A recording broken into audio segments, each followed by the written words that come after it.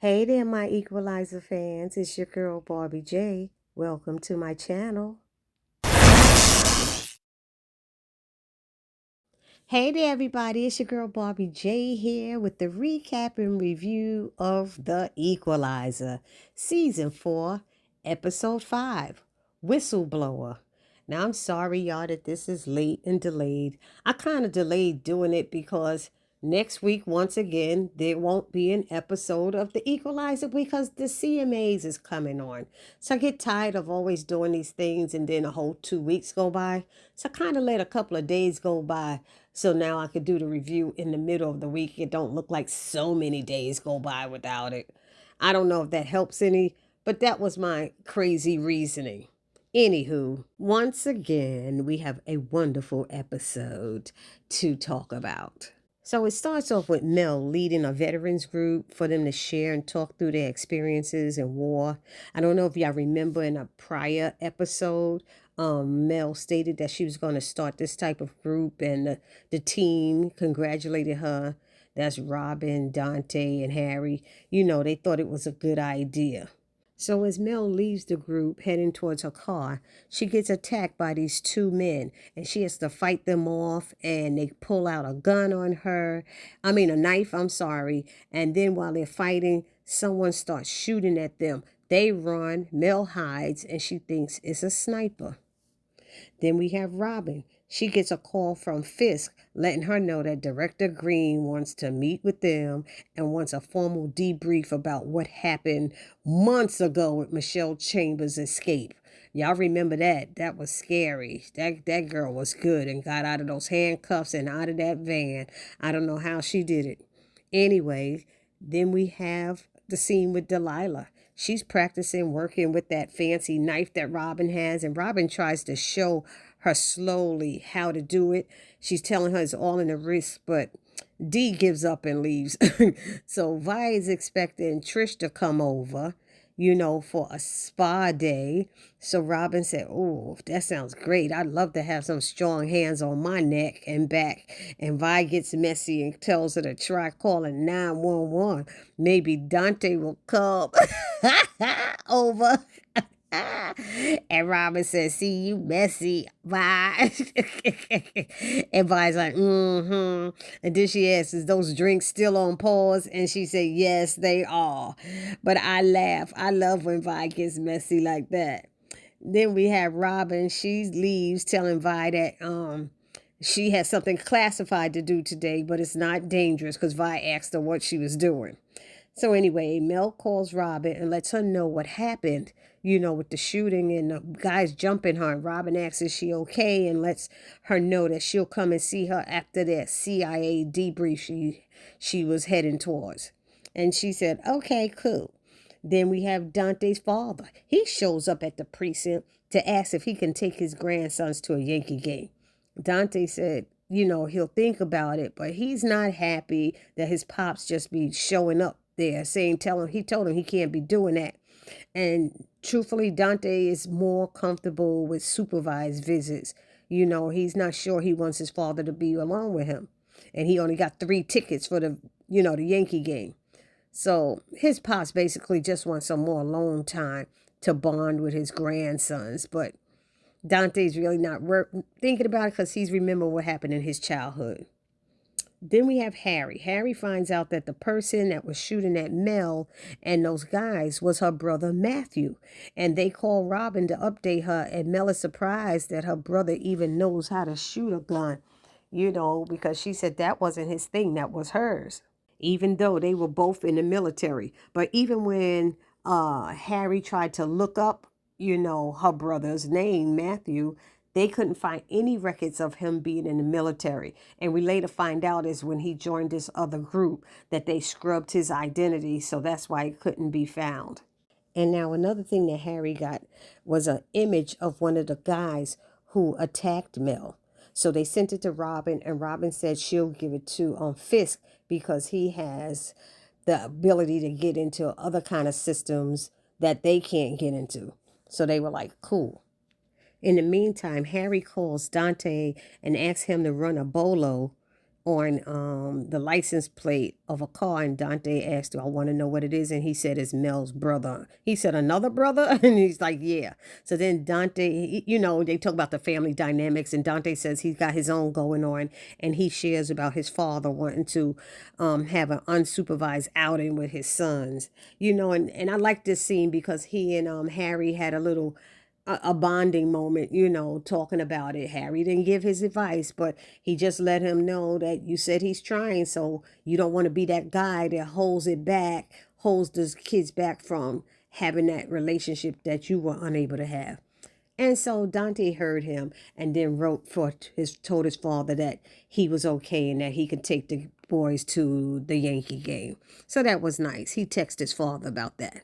So now we have Robin and Fisk meeting with Director Green. And there's a camera in the office, and Robin asks who's on the other end of it. And Director Green tells her it's not important. And Robin kind of make a face and looks at, Fisk like, okay, right. So she wants Fisk to tell her again the events that led up to Michelle Chambers escaping. And after he tells her, she's still not clear on how she got away. So she's alluding to Michelle possibly getting some help. And then she looks over at Robin, and Robin is looking at her like, "Really? Are you kidding me right now?" So she's like, "Am I being detained?" And the director said, "No, neither of you are." So Robin got up and walked out, and so did Fisk. And as they're walking down the hall, Fisk lets her know what he found out about that image that she gave him, and said that the guy that was in that picture was part of this group called Red Cell. So now we have Edison. That's Mel's younger brother. He comes to the bar, or the sanctum as Mel called it when she was talking to Robin.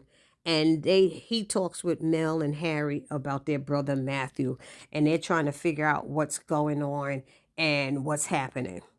Then it switches over to Trish. She shows up to the house for her spa day with Vi, and she starts asking questions about Robin, about Delilah playing with that knife thing. How is Robin allowing her? She's trying to find out, what Robin does for a living. What does her charity do, and things like that. And it's questions that Vi can't answer without lying. So it seems that many of the times when Vi canceled on Trish, Robin was the reason or the excuse that she gave. And to me, I mean, Trish feels, Vi is being secretive about what Robin does. But honestly, it's none of Trish's business. It's really not.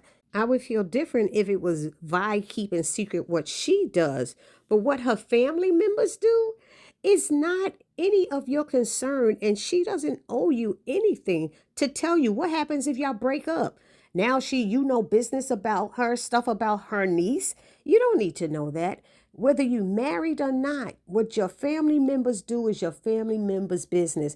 And if her niece, if Robin chooses to keep her life private, then that's all Vi has to do is say, my niece chooses to keep her business private and doesn't want other people knowing. And that's it. That shouldn't even be a problem if you ask me. But y'all let me know down in the comment section if I'm wrong about that. But that's just my belief. You don't need to know what my relatives do. So next we have Fisk. He's calling Harry saying that they need to talk and he needs his help with something. And Harry's like, "Does McCall know about this?" He said, "Nope, and you can't tell her or Mel, especially not Mel." And he says he'll explain when he sees him. And I'm like, well, what is this all about? Then we have Mel. She's going to look for her brother Matthew, and she does find him, and we learn that he calls her Bumblebee. I thought that was so cute. I wonder what that means, though. Why does he call her Bumblebee? What's that nickname based around? And so he fills Mel in on what's going on and how he was recruited into Red Cell, and Mel was like, "What?"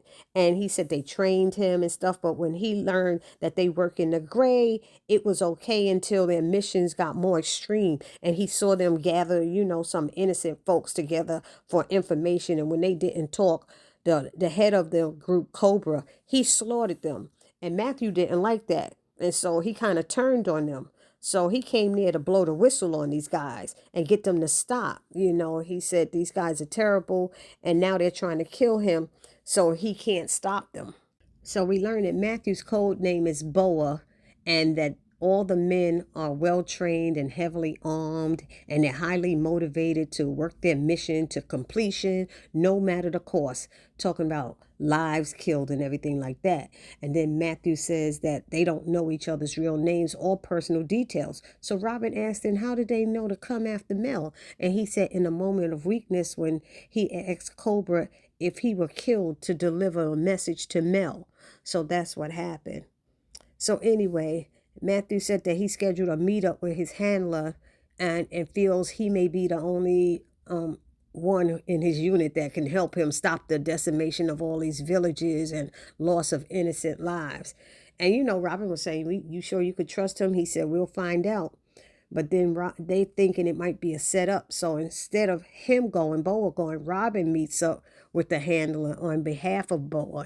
She gives the code word and everything.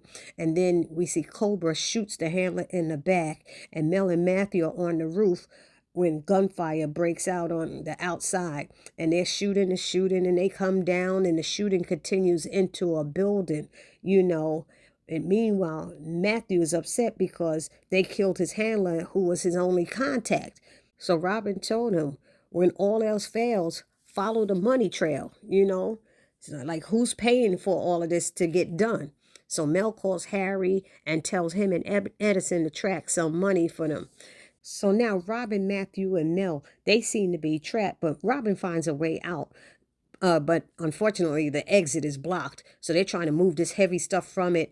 And for some reason, Matthew, he's still shooting, and he locks Mel and Robin in the room where the exit was. And Mel is screaming for him to open the door because it's 3 against 1 and he's by himself. And he yells, it's me they want. And then they shoot these barrels full of explosives where Matthew was hiding, and it all blows up while Mel is watching and screaming. And Robin grabs her and says, we gotta go. And she takes her out of there. So now we have Cobra showing up unexpectedly to see Sergeant Major at Fort Hamilton. He lies about everything that went down and blamed it all on Boa, Matthew. Unfortunately for him, though, Robin and Fisk got there before he did and had already informed Sergeant Major of what went down. He told Sergeant Major she shouldn't trust Robin because she has ties to Boa, but she told him that she went and got a second opinion from a high-ranking member of the CIA who not only vouched for this woman, but had also provided intel to back up her story. So they went to arrest Cobra, and he grabbed the soldier's gun, and Robin chopped and took him down like it was nothing. And then they handcuffed him and that woman who was shooting with him at Robin, Mel, and Matthew. So now back at the precinct, Dante is with his sons who are in their New York Yankees gear. Go Yankees! That's my team. And Grandpa is late. Dante texts him, and his father texts back that he's not going to make it. Something came up. So Dante tells his son, change your plans. Grandpa's car broke down. They're like, oh man, we're not going. They disappointed. He said, no, I'm going to take you. Grandpa left the tickets at Will Call. And now, as y'all see, this is the reason why Dante didn't want him having these unsupervised visits and all this stuff, because he disappoints kids. He probably disappointed Dante all his life growing up. Who knows what he went through with his father. So now back at the bar, we have Mel sitting there sad as ever. Her brother Edison is trying to talk to her, make her feel better. Then he walks away, and Harry comes over, tries to talk to her, saying he'll be there for her. He'll help her carry the pain. He walks away. Then Robin goes over there and tries to talk to her and said, I'm here for you.